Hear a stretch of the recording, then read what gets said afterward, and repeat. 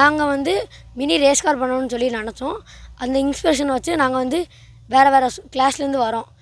நான் 8th D படிக்கேன், அவன் 8th C படிக்கான், அவன் 8th A படிக்கான், அவன் 8th B படிக்கான். அந்த மாதிரி நாங்கள் எல்லோரும் சேர்ந்து ஒரு race car mini race car பண்ணியிருக்கோம்.